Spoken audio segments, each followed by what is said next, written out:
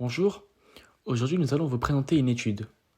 Une étude sur Yuri Gagarin à la guerre des étoiles. Tout d'abord dans le sommaire, nous allons tout d'abord vous présenter l'introduction, puis ensuite évoquer l'URSS en tête la course à l'orbite, puis ensuite parler des enjeux de la course à la Lune, puis ensuite parler de la conquête spatiale, et pour finir, nous allons conclure cette étude. Alors pour ce qui est de l'introduction, nous allons répondre à la problématique suivante. En quoi la conquête spatiale est-elle un enjeu témoignant des étapes de la guerre froide? Pour répondre à cette question, nous allons y répondre sous forme de 3 parties.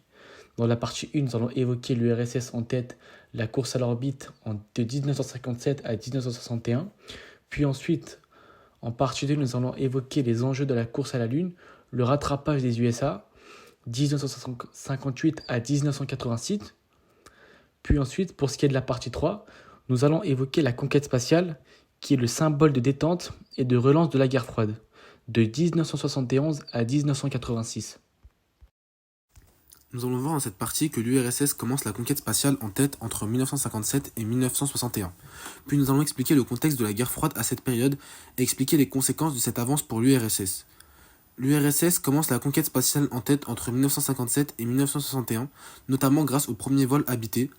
Le 3 novembre 1957, la chienne Laika est le premier être vivant à aller dans l'espace. Un mois à peine après le lancement du premier satellite artificiel Sputnik 1, la chienne est envoyée dans l'espace à bord de Sputnik 2. Après le succès mondial de Sputnik 1, Nikita Khrouchtchev veut franchir un nouveau pas, envoyer un être vivant dans le cosmos, et ce, le plus vite possible, afin de célébrer le 40e anniversaire de la révolution bolchevique. Laika est sacrifiée sur l'autel de la science, car rien n'est prévu pour son retour. Elle meurt au bout de quelques heures déshydratée. La cause à la une entre les États-Unis et l'Union soviétique a été un élément clé de la guerre froide. Les États-Unis ont lancé des programmes spatiaux importants tels que le programme Mercury, Gemini et Apollo pour rattraper leur retard et finalement atteindre leur objectif de poser un homme sur la Lune en 1960 avec la mission Apollo 11. Ce succès a marqué un tournant dans la course spatiale et a renforcé la position des États-Unis en tant que leader spatial.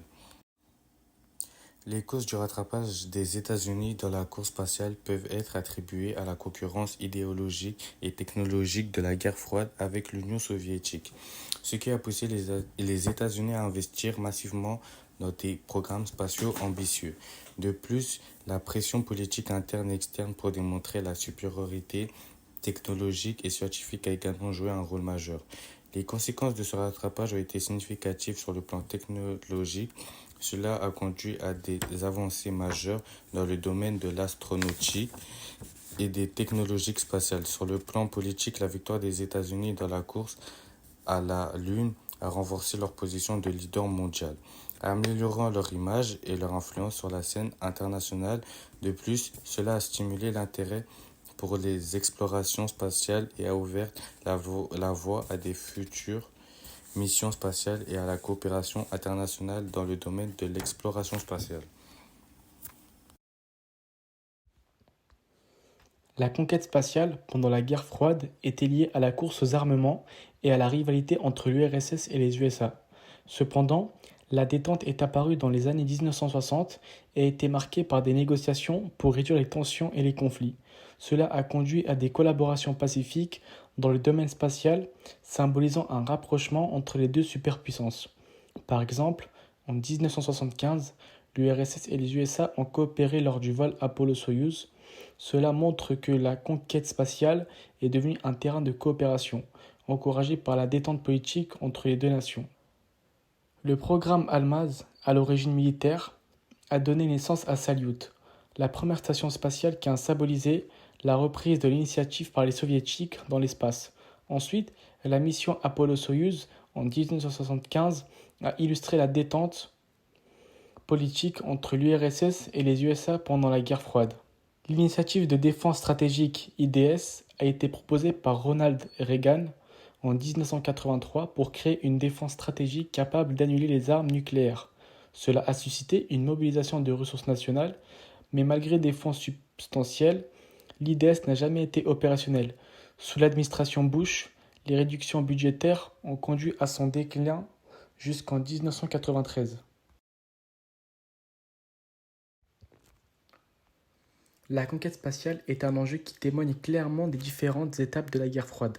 Car, durant cette période de tension entre l'URSS et les USA, la course à l'espace était une compétition pour démontrer la supériorité technologique et idéologique. Les deux superpuissances rivalisaient pour être les premières à atteindre des objectifs spatiaux, tels que la mise en orbite d'un satellite ou l'envoi d'un homme sur la Lune.